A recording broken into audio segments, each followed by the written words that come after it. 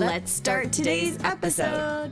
Welcome back to Period Besties podcast. Today we have the brilliant Dr. Lara Briden, who we love having on and probably would have her every single episode if we could convince her. Anyway, we're having a fantastic conversation today, in part about just the never-ending mountain climb it feels like in women's health. There's always a new supplement, a new thing to try, a new way of eating, a new this, that, the other. And especially if you live at all online, you can feel very overwhelmed, right? Which is where people like us come in play, where we can kind of tell you the difference between fact and fiction and what might be better for you and maybe not for you, that kind of thing. But with all of this onslaught of stuff, it makes things like going through perimenopause, where your body is naturally changing, a whole psychological thing. And like, oh my God, now I'm gaining weight. What the heck is wrong with me? Or like, I feel crazy. Why am I feeling crazy? So, one of the things that we wanted to talk with you about today is, what do you think about this trend of just onslaught of prescriptions and supplements and this constant upgrading to women's health? Yeah, I'm sad about it. I think sad would be the word. Just like I personally feel overwhelmed if I even just go into Instagram briefly, and then I come away thinking, what must other women be feeling? I'll lead with a couple of quotes. So one of my followers said, "Oh my goodness, who knew that going through perimenopause you'd have to become a biochemist to understand like all the names of things, all the ins and outs." So I'll just lead with the fact that you don't. For one thing, that perimenopause is not a medical condition, so it is possible that you're just going to be fine. And I say that fully realizing there are women out there who are not feeling fine, and we're going to explore that. But some women are fine, because the other quote I got from a follower, I might have shared this with you guys already. I knew things had gone really off the rails around the perimenopause space, specifically when someone said, okay, so like in the comments, she's like, I'm 48, my periods are changing. Clearly from context, I'm in perimenopause, but I feel fine. Does that mean something is wrong? And I'm like, okay, this is like pump the brakes. It's out of control.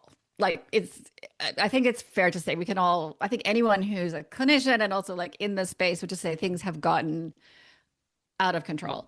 And just for bigger context, I always like to I'm a zooming out kind of person too. Obviously I also like to zoom in sometimes, but like sometimes it can be helpful just to zoom out, take a few steps back. And also I can do that. It helps me that I've had 30 years of doing this. So I've seen a lot of things comes and goes. I know all veteran clinicians or veterans of any kind will be able to say, 20 years ago, things circle around. So it's not new that women in their 40s feel not quite right. Like, so that's not new. And I mean, some of it, I think we could, as to why that's happening. It can be a tricky time of hormonal recalibration. I think a lot of it's to do with evolutionary mismatch. Like, we're in our modern environment that's ramped up even more. So there's lots of valid explanations why women in their 40s feel, and there's Hashimoto's. I mean, not to forget about certain other things going on, right? Lots of reasons, including iron deficiency, and we'll talk about that today, but lots of potential reasons for women in their 40s don't feel great. And every about 5 to 10 years, in my experience, and I'm sure it goes back earlier than my experience, has a different iteration of what's causing that. So this is about medical narratives, right? So like in the 90s, it was, everyone had candida, there was like adrenal fatigue, and then there was like MTHFR, and then so I'm listing a lot of natural things. And then in the clinical space, like in the medical space, it was like, there was anxiety, there was depression. So, I mean, and an example of full circle, and I'll just do a kind of a compare and contrast. In the 1970s, a lot of women in their 40s were taking stimulant medication, similar to how they are now now it's for ADHD. Now it's for very, very medical speak, like neurodevelopmental. And there's like all this, like we're in an era of a lot of medical speak, but like back in the 70s, it was just to have more pep, because women wanted to lose weight. So I hope that's making sense. And I certainly absolutely do not mean to belittle or minimize the real symptoms that people are having or the usefulness they're finding from their current diagnosis. And I hand out diagnoses too. And a diagnosis can be helpful if it can point you to how to feel better.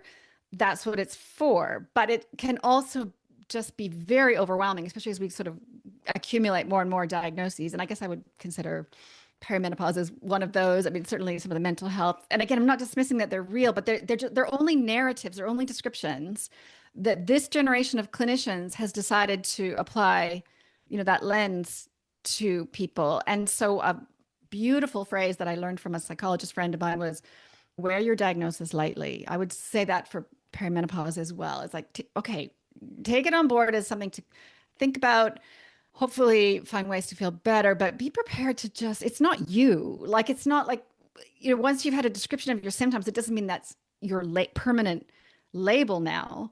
And I know I'm going to let you guys talk soon, but I just want to say one more thing. Well, it's fresh in my mind about iron deficiency. There was a paper that came out. I might have already shared this with you. We can put it in the show notes. When it landed, when I read it, I was like, okay, makes a lot of sense. So it attributed, it was something crazy, like 70% of the fatigue of perimenopause is from iron deficiency from this crazy heavy periods that women get in their 40s, which is a pretty important detail. So that's where an example of where zooming in can really help. And also iron deficiency causes anxiety, causes, like, to be honest, like causes sort of ADHD type of symptoms. So I guess, do you see what I'm saying? Like, it can be important to take some steps back so you can actually get a perspective to then maybe think laterally and think, is it just this label that's responsible for everything? Or could we look at the individual a bit more? And I had a patient who, like, I'm still seeing patients. So it's such a contrast to me. On the one hand, I get patients who are fully immersed in Instagram and they come with all the biochemical jargon. It's like, oh, my cortisol curve, and I'll give insulin resistance as an example. I mean, I obviously think insulin resistance is real, but like they'll be like, my insulin's doing this and my CGM is, and my this and my and my dopamine. And she's like, I wake up in the morning and I'm having a dopamine crash. I'm like, okay, fine. Like, maybe it is a dopamine crash, but also, like, what is it actually what is the actual symptom? So in her case, it was fatigue. And then when we dug down a bit more, yes, she is in perimenopause and maybe she does have ADHD. I'm not disputing that. But like, she also had iron deficiency. And she also, in her case, had sleep apnea that she didn't mention to me until like the third consult. And she said to me, like, could sleep apnea cause morning fatigue? I'm like, absolutely. Like, so maybe it's, do you see what I'm saying? Just as an example. And then every once in a while, like about 1 in 20 patients, I get someone who's just a virgin from social media, has not imbibed, not taken in any of the current discourse. It's just like, okay, so I'm 45, I'm tired, I feel like I'm gaining weight. And I mean, that's, as a clinician, that's like such a treat to be like, okay, let's start at square one here and troubleshoot this a little bit. So that's my opening stance. What are your thoughts on where it's all gone on social media? Yeah.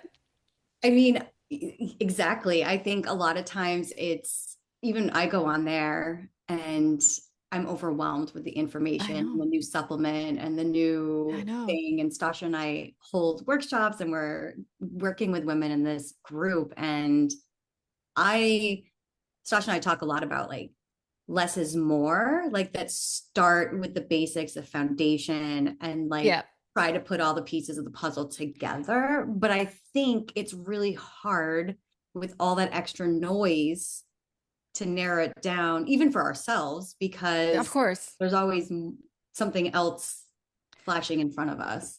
Well, this shiny thing, there's a lot of overpromising going on. And I say that cautiously because also I've made claims for, zinc and magnesium and dairy-free and some of my heavy hitters. And maybe I've overpromised on those sometimes. I mean, there's not one size fits all on any kind of treatment, or progesterone is my other kind of heavy hitter that I guess it's always going to be something. There's going to be, I mean, I feel like those have kind of somewhat stood the test of time, but I will just touch on creatine for the moment. I mean, I like creatine. Actually, I'm taking creatine currently. My mom, who's 78, started taking it.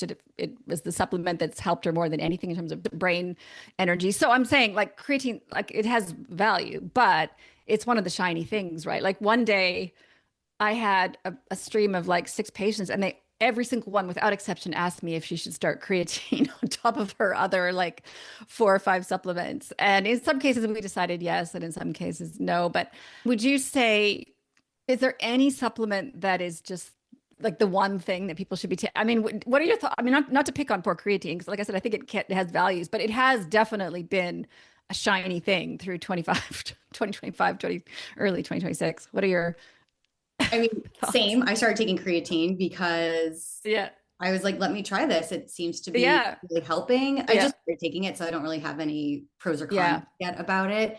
But I mean, for me, it's magnesium. I just Yeah. think everyone should be on magnesium, and Yeah. glycinate helps with sleep. That's something that Yeah.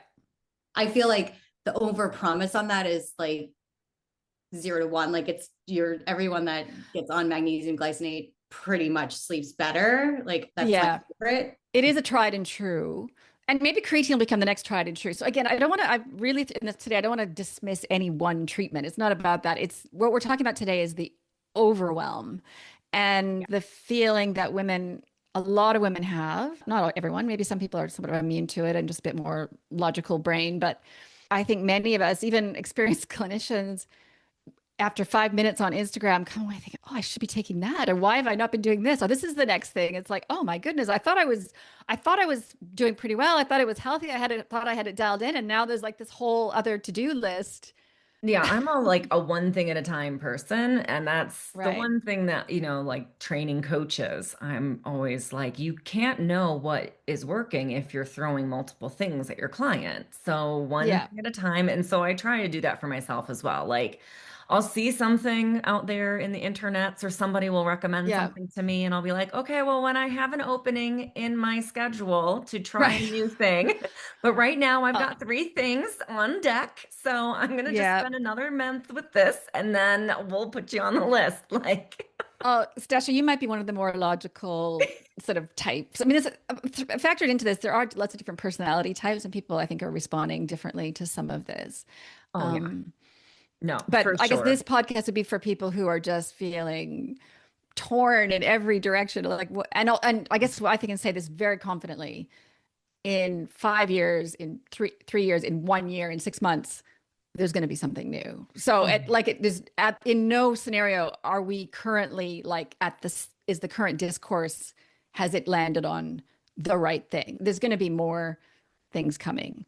here's where I'm not 100%. loving the Yeah. discourse is the fact that they're bringing back the like 2000 low rise skeleton look in Hollywood and I shouldn't laugh. I shouldn't. I don't know why. I thought you were going to say something else, but I said, yeah, no, it's very no, sad. no, Yeah. it's not like they're bringing this look back, right? And then you've got all of the internet telling you that you should be able to lose weight in perimenopause, which, is not like the people in perimenopause remember the 2000s skinny as a skeleton look. And now all of that, years of that is intersecting with us attempting to make it through perimenopause without losing our minds. And like, no wonder things are taking off in the ways of, eat more protein to lose weight, take GLPs to lose weight. Like everything seems like it's geared to weight loss. And I think in a big part, and I mean, Katie and I talk about this all the time, this just thinner and thinner Hollywood starlet, that heroin chic look coming back, that whole thing. And then you're adding on those pressures of just trying to survive, especially through your 40s. The layer then over top of this, so there's all the health anxiety. There's like a whole layer of what we're talking about. And then there's what size of body is in fashion for women Mhm. at the moment. And it When do we get to go swings. back to the goddess sculptures of the round lady with the enormous hanging bosoms from the old stone? I want to bring that back. So I mean, that would be a topic maybe for a different set of experts, but like there are various experts, like in terms of the topic being like, why is this not only sort of rigid expectations around body size, but why does it kind of pendulum? That's intriguing as well. And there's like a lot of pressure on, and you're right. I mean, because I'm not really on social media, but I have seen a few very skinny celebrities, and it's like a moment of like, wait, what just happened? And Yeah, and it their won't marketing, last. I mean, we'll swing back to like the more buxom again, but yeah, the marketing, they're yeah, it's marketing something's been that, something's right? been activated. Yeah. They're marketing that and they're starting to target things like GLPs to women in perimenopause to help deal with your perimenopause weight gain. And that's where it's like, but there's a certain point of you naturally gain weight in perimenopause, and that's not a bad thing. I know our society says that's a bad thing, but like now they're really playing into that. So now not only are you dealing with symptoms of perimenopause, but now you're getting these like GLP ads in your feed constantly to help you with that perimenopause weight gain. Let's talk about the GLP-1s a little bit here, because people might have tuned into the podcast to hear our thoughts on that. They are intriguing. They are 100% an intriguing development in society. They're intriguing to me as a biologist because of how well they work and how dynamic they work. Like when I was writing my metabolism book a few years ago, at that time, the main thing that I was thinking around GLP-1s is their effectiveness really illustrates my thesis or in my book, which is like how dynamic metabolism is, like how hormonal it is ultimately, that it's not a numbers game that you can like there's a lot. And to be fair, the GLP-1 is like those gut hormones are just one set, like one of the players in the orchestra of hormones and nervous system that regulate metabolism. Metabolism is a regulated system. Like, so has never been honestly, I think it'll go down in history as just like the biggest stumble and myth. This idea that it's just an accounting game that you just like the whole calories in, calories out from day one. In the 90s, I was like, that doesn't make sense because I'm a biologist. So like what animals, like it's a regulated system, just like breathing is a regulated system or like anything, body chemistry is a regulated system. So the part of the hypothalamus has an idea of how much body fat there should be. And it's pretty bossy about that. It's not gonna like take no for an answer.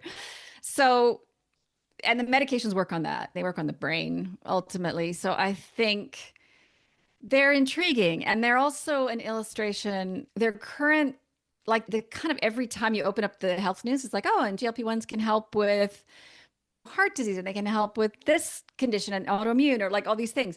So that's because that's also very interesting because that just illustrates how central metabolic health is to everything. So that just confirms that. That's a good thing that we have that knowledge, that we have that insight, that we now have this tool potentially to use for some people.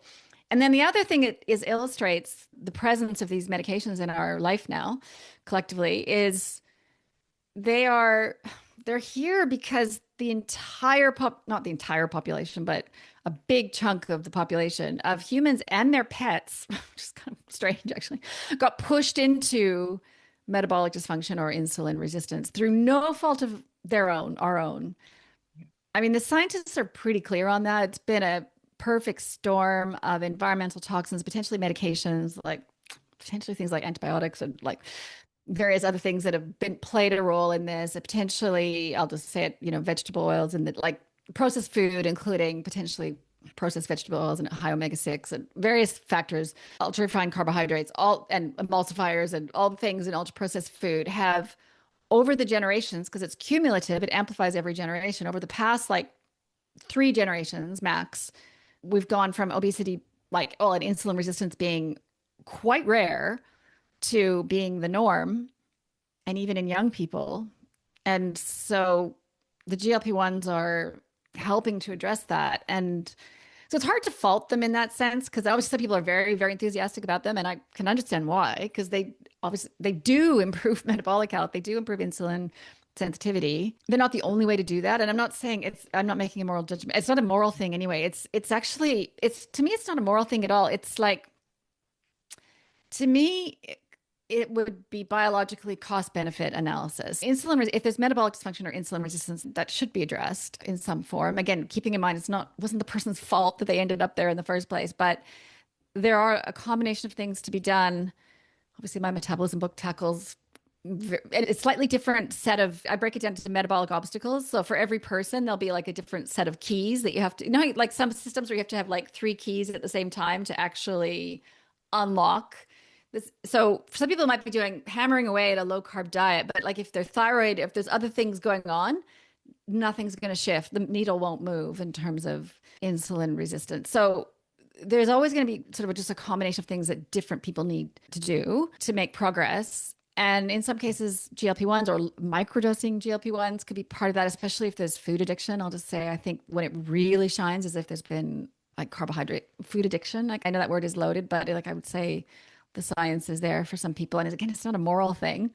It's like just an actual physiological, biological trap that some people have ended up in through no fault of their own. So people, yeah, for anyone listening, if they're trying GLP-1s, I think that's totally valid.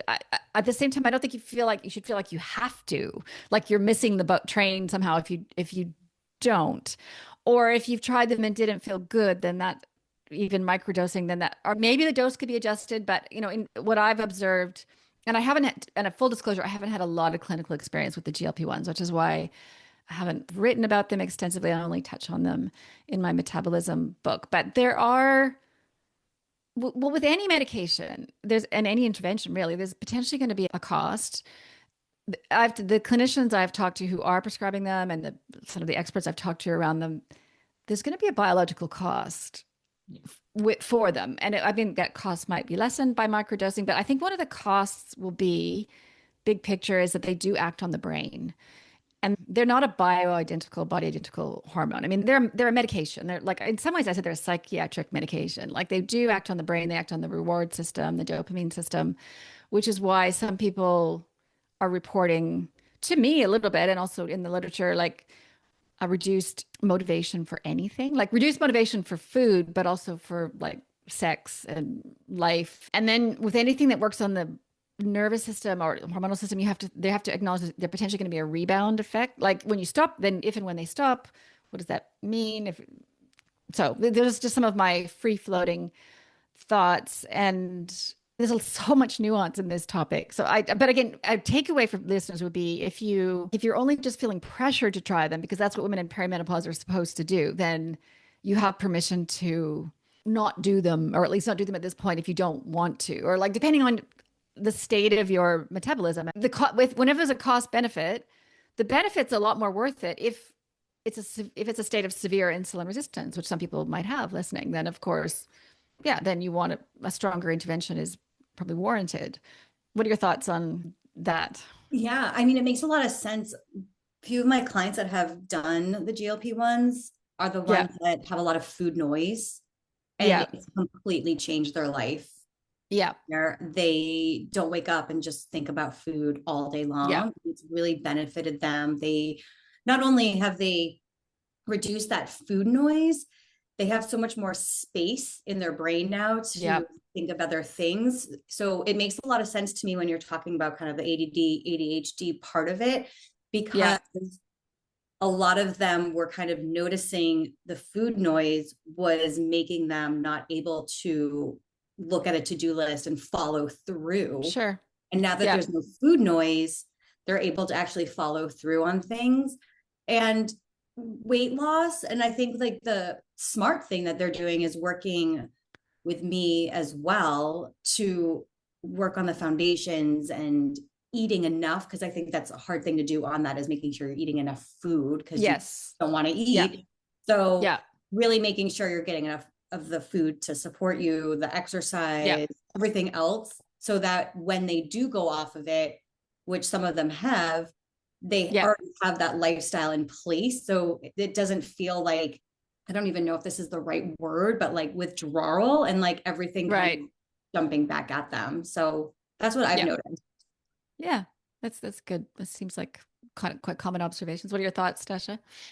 Yeah, I feel very similarly to you, where there's definitely that cost benefit, which I feel like we talk about on the topic of hormonal birth control. There is a time and a place where that is the answer, and there's a time and a place where there's actually other options that are better suited. So it's like endometriosis, a lot of times it's like, go get the surgery so you can get some relief so that you can try some of these things. It's hard to try rebuilding your nutritional foundation and those kinds of things when you are in pain or when you are suffering or when you can't think. So I definitely feel like it'll be interesting to see what the long-term effects are, the rebound effects. Can you be on it for a short time? Are you sort of committed for a long time? And that'll depend on why you're taking it in the first place as well. Like SSRIs, where sometimes it's just a couple of months to get you over a bump, but then sometimes you're on it for life because that's just how your body chemistry came out. So I do think it'll be interesting to see. That's one of the things in the culture, right? Is the concept of a spectrum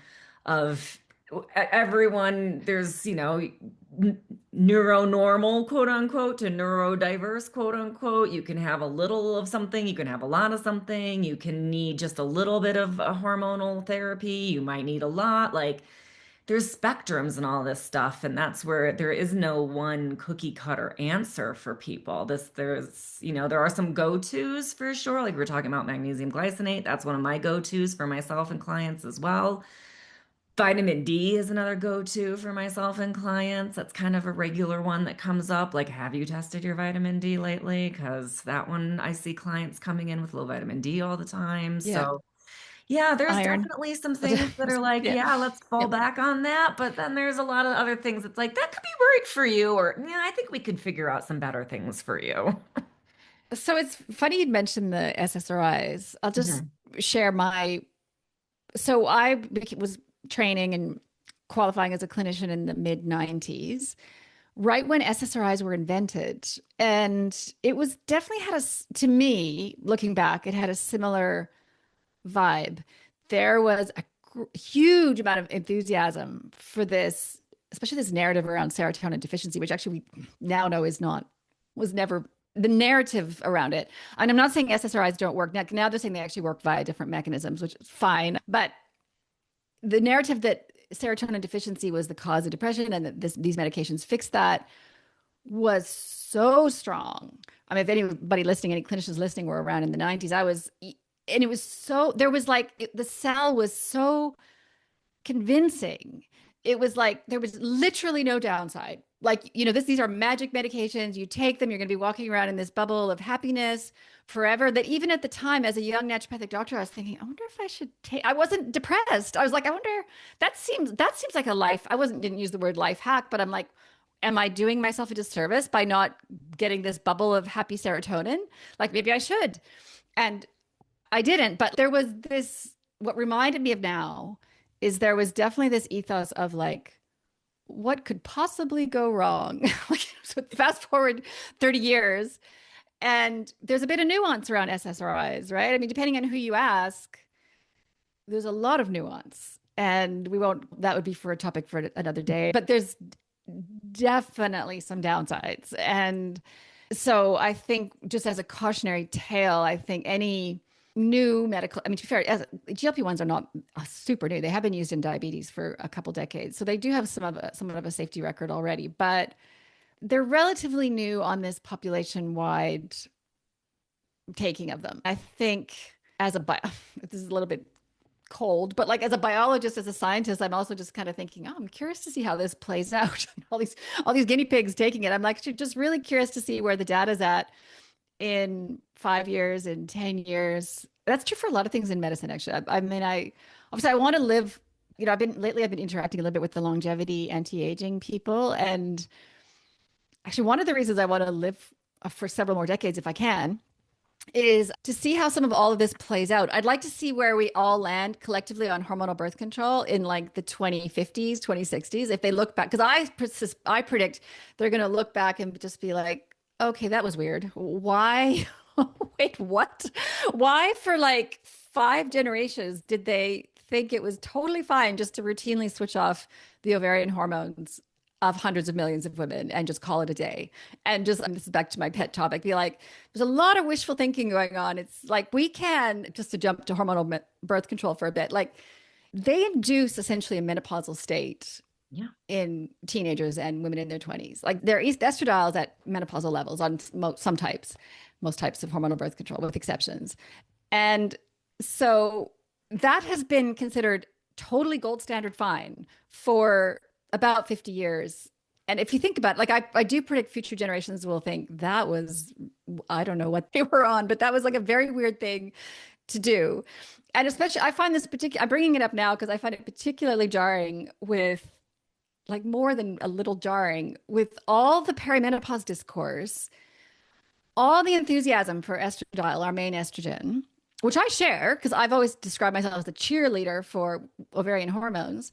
So estradiol is, I call it queen estrogen in my books. Like it's amazing, but why is it only suddenly amazing at age 45? Like what about, like why do you suddenly need to take it at 45? But when you're 25, you can take medications that switch it off and keep it there for like 15 years.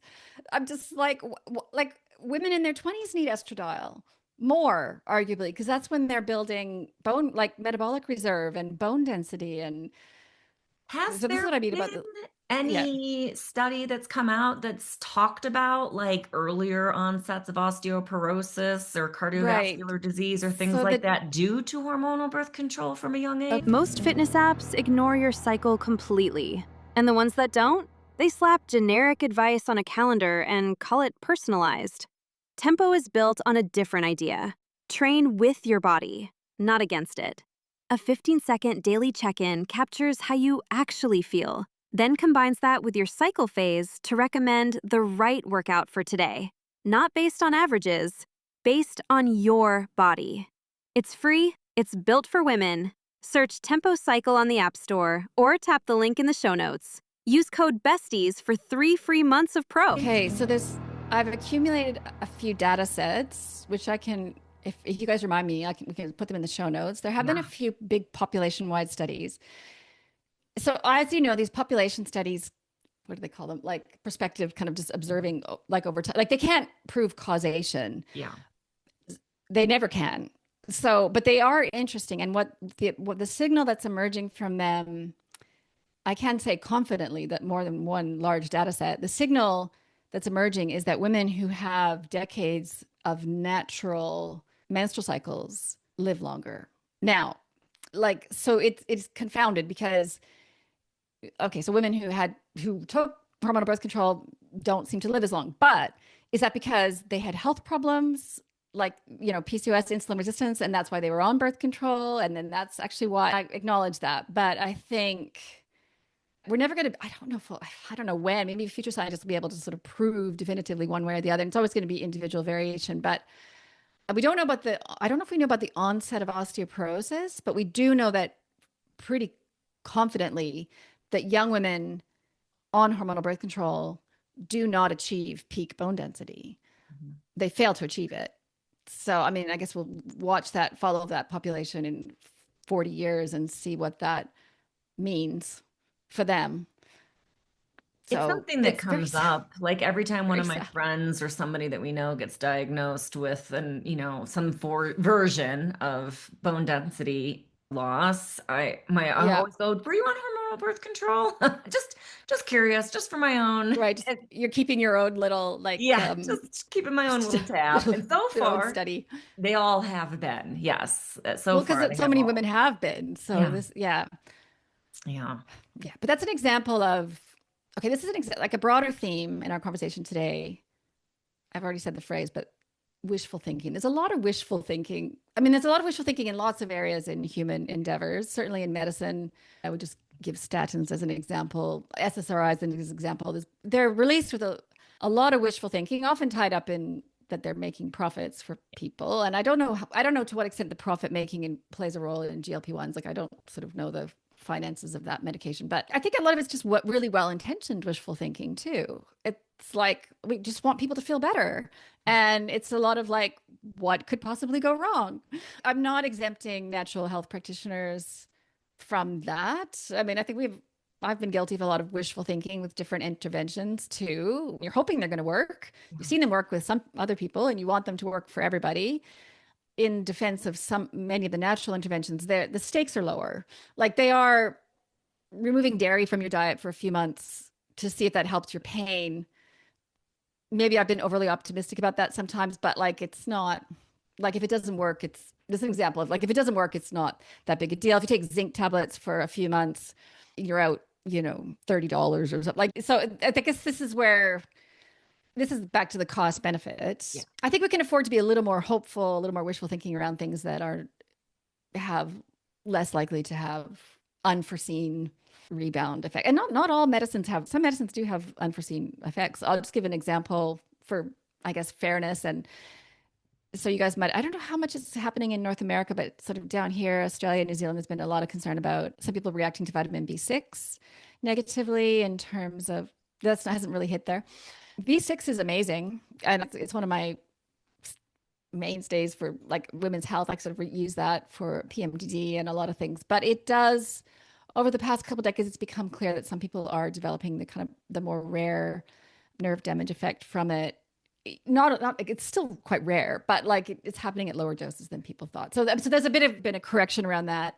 And the correction has actually swung to that now people are afraid to take it in any way. And I'm like, hey, no, that's not right either. I mean, it's still a beneficial supplement. I don't know why I brought that. I just brought that up as a counterbalance, I guess, to having questions around some of some pharmaceuticals. I'm not saying natural is always fine or always better. Yeah. Well, that leads us to HRT. I mean, that bigger conversation, but in terms of all the information that's out there, and it's kind of still hard to get started with that here. I just went to my doctors and I had blood work. They wanted to do more blood work. Like it just, right. The conversation seems a lot of based on symptoms, and I'm not really having these symptoms, but my blood work shows something. I'm also 47. There's just like a lot of nuances with that. And so many people are still so nervous to even start HRT just because of interesting 2002 study and cancer effects. And we've had doctors on here talking about all of that stuff and trying to share the wider truth of that study. But it's definitely challenging for us and then our clients as well with HRT. So just wanting to access it. Is that what you're saying is challenging? Still challenging to access it. Not necessarily the access as much as the conversation to have the access, if that makes sense. It's a two-part process. Like, first of all, we have to undo the damage from HRT gives you cancer, which is, not necessarily true, to now how do you convince your doctor? Because most doctors in the US won't prescribe you until you're in menopause. Like you have to be in or very, very close, but you have to be in menopause before you can start getting progesterone or estrogen or anything. Right, which is totally counterintuitive because when you need progesterone is in perimenopause, is like 7 years before your period stop. Yeah. Right. So this might be a bit of a cultural thing. I'd be curious to see some data because I'm finding in Australia and New Zealand, people can hardly leave their doctor's office without a HRT prescription these days. Like I just find I've got women like, I was given HRT. I was like, what? And I think it's going to be maybe a bit different in different settings. So obviously HRT is a whole other topic. And for one thing that doesn't help with some of the nuance around it is the generic term HRT because it's too broad. So I did if you remember, we can link in the show notes. About 5 or 6 months ago, I did an informal survey on my Instagram of if you've tried hormone therapy, how was it? And it kind of broke it down into like amazing, like it took a while to get it right, but then it was good. Like I'm still struggling, like I can't quite get the dose right, or I've given up. So it was kind of 4 things. And it was about 50-50 in the like positive negative, which I thought was pretty interesting. But in my data set, which is not a formal data set, but of the people who had a positive reaction, in the details of it, a lot of them were getting that positive reaction from straight body identical progesterone on its own without estrogen. I'm like, so that's interesting. That's quite a specific finding. And so this is where like, does HRT cause cancer? It's like, well, progestins can. So that's probably true. To what degree does estrogen promote cancer? Probably way less than we thought. I wouldn't say estrogen's totally off the hook though, for what it's worth. I take estrogen. So just for context, I'm not obviously I'm relaxed about it enough that I'm willing to take it in combination with some body identical progesterone. But I also feel like it's a bit of overpromising, especially based on the current data, to say that there's zero. It's a growth hormone. It's a growth promoting hormone. It promotes cell division. So it's not a zero situation. But again, it's like cost benefits sort of way up. And also, yeah, it's the whole context of the body. So, I mean, I think, but in terms, that is interesting to me that I guess, yeah. So I guess there's still people who are, as you say, having trouble even initiating the conversation or getting started on anything when they're in their 40s and it was actually when they need it. And that does explain to me, if there is still that resistance or difficulty accessing it, that does explain to some extent the like volume, like I would describe like the strident's the bad word because it gets used against women, but like the like very loud overpromising of what HRT can do. I felt like intuitively, I felt like that those voices are like, it's almost like it can do no wrong kind of thing. Like I would say really overpromising. That's to counterbalance the reluctance or the like all the women who haven't been able to access it, or would you say that's right? Like it's trying to sort of counterbalance. So it's like, well, because it's been for all the cancer scaring without, it's trying to course correct. Yeah. Which is fine. Trying to course correct, but at the same time, the overpromising is leaving a lot of women very confused because part of the course correction for some experts, and I'm not naming names, so I don't even know who they would be, but like the narrative is out there that this is, and I will have to speak to this as a biologist, an evolutionary biologist, the idea that menopause is an accident of living too long, that we're actually in a true estrogen deficiency state from 50 is incorrect, scientifically incorrect. Like that is, and I get why they're doing it, I guess, as part of this, like to try to sell people on the idea that it's can be beneficial, but it's not helpful from a long game broader perspective. Like when those future generations of scientists and doctors look back, they'd be like, why were they saying that? Like that's, so humans are quite unique in that and I've got a couple papers we could share on this, like that we evolved, like we evolved menopause. Like we evolved to spend a few decades in the post-reproductive state. It's not an accident. And the body can calibrate to that. That's entirely different. It is not, you cannot compare to something like thyroid hormone deficiency. The body can't calibrate to lower thyroid hormone. That's just not how the system works. But in human females, this is how the system works. And then there's even nuance in that. So the system can recalibrate. It traditionally did. And I think there's compelling evidence that many women were able to do this in a healthy way, because throughout history, as far as we can tell from the historical and fossil record, there have always been women who lived into their 70s. It's a myth that everyone used to die by 45. That is not true. That's a statistical thing. Like the average was 45 because 1 in 2 children died before the age 5. So what that does to the numbers is pretty obvious. But there were always individuals. The human lifespan has always been around, I think in the wild, like before antibiotics and stuff, the human lifespan was probably about 70 something. It'd be the odd outlier who would get past that. But we know from the historical records that included women. And across, I mean, as far as we know, throughout history, as far as we can tell across every culture, women outlive men. So if estrogen deficiency was such a death sentence, what's happening here? Like, why are women actually healthier than men? And then I hear these arguments like women have more frailty, which might be true to something. I think that's an argument for strength training. But like part of the frailty of older women is that they live longer. So I mean, part of it is that, again, it's just a statistical thing, it's a demographic thing. So when men are at their edge of their lifespan, they're usually at home with their wife who's looking after them. When women then 5 years later reach the end of their lifespan, their husband's already gone. There's really no one to look after them, and they end up in a facility. There's different variables, and I'm certainly not dismissing. I take estrogen, so I mean, I have to say, like, I think there's still, despite all of that biological reality, it could be said that some amount. I would say I'm microdosing estrogen. I'm a microdoser as well. Like I'm taking a dusting of it because I'm a cheerleader for estradiol. So basically, but I don't. At the same time, I have to acknowledge some women feel way better with lower estrogen, like way better. If you've come through a few decades of estrogen kicking up histamine, heavy blaze, puffiness. Like some women, just like when their estrogen drops, and it doesn't go to zero, by the way, there's still actually quite a lot of estrogen around. The brain can make its own estrogen. They feel better. Like they actually just feel quite a bit better for the first time in their lives. So I don't think we can dismiss that experience. I feel like that's going to either. be me, right? With the endometriosis. Like I'm on progesterone. I love progesterone, but the idea of taking estrogen, I'm like, I think I want to see how I go because I might really like it. Some women get like a clarity in thinking. They've just been kind of, I guess, if you will, like overwhelmed by estrogen for a few decades. Just, I guess, two little nuances around. I've only got a few minutes left because I said to you guys I'd have to go at the hour, but I just want to share a couple things about estrogen, which I think might be important. So then you get the argument, well, estrogen therapy replacement, if you will. I don't like the word replacement in that setting because it's not like we're meant to be at a lower level of estrogen, but estrogen therapy potentially reduces the risk of heart disease, various things.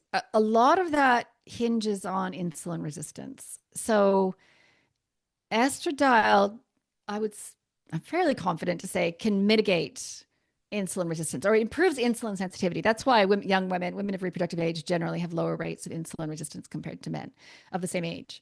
So, and our ancestors never had to worry about that. So that's something that's different. Like our ancestors did not have insulin resistance. Like that was just not on their radar as a thing to have, but it's very much a thing for almost everybody now. And so if estrogen is mitigating that, then that's probably why it's showing a heart disease signal but all that said, there are other ways to improve insulin sensitivity. So I think as long as women are thinking about metabolic health, which I do think is important, then they don't necessarily need estrogen for that. I mean, they could look at all the other things. And the other thing about estradiol is, and this is just a brain thing, and I think this is like an example where zooming in can really help. The devil's in the details. It upregulates the enzyme that manufactures endogenous choline. And choline is so important for the brain. So there's a paper, if you guys want to tally up all the papers, I promise, but there's a paper that said, it was like, wow, what if one of the main ways that estrogen helps the brain is by upregulating choline? Like, isn't that interesting? And also, I'll just point, you can also eat or take choline. So there's an activated choline, alpha GPC, if I've got the name right. It's different. That's not a brand name. That's just the product. There's other types of choline as well, or you could eat lots of eggs or liver or something like that, that can potentially help with cognition and in combination with all the other things, reduce the risk of dementia potentially. So, I mean, the dementia risk for women often comes up. And I think it'd be interesting as a biologist. I'm interested to see how estradiol fits into all of that, or how progesterone fits into it. Actually, some of the researchers are starting to look at that.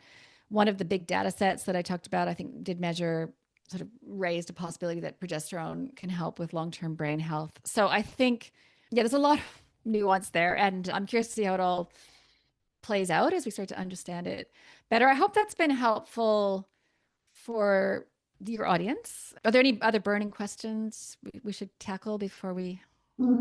I feel like we need to sit and listen to this again with everybody else. I'm sure we'll have questions after, but that was really fascinating. I feel like I learned a lot about just zooming in and then zooming out, which I think is really practical for everyone that's listening, especially if you've had an experience with a doctor and you're looking over lab work and it's a little alarming. Give yourself some time to sit with that, zoom out, zoom in, look at your previous test results, schedule a follow-up conversation, I think is really helpful. Check your ferritin levels. So for anyone having super heavy periods and feeling anxious and discombobulated and like just weird, check your iron, because it's huge. It's a huge, like absolutely huge player in mental health, especially women in their 40s. So it's a shame to miss that. You can't treat iron deficiency with estrogen. No, I didn't even have a heavy period, but I was low on iron. So it's, Great, guys. Thank you so much. We are so grateful every time you join us. We will put all of the show notes in there for everyone listening. And thank you so much for spending time with us. And for everyone listening, thank you for joining us. And we will see you next week. Bye for now. Bye-bye. A big shout out and thank you to our sponsors for today's episode, Period Coaching School and Katie Bresek Wellness. Thanks to you, our favorite bestie, for listening to the Period Besties podcast, where no topic is TMI. And of course, share this episode with your besties.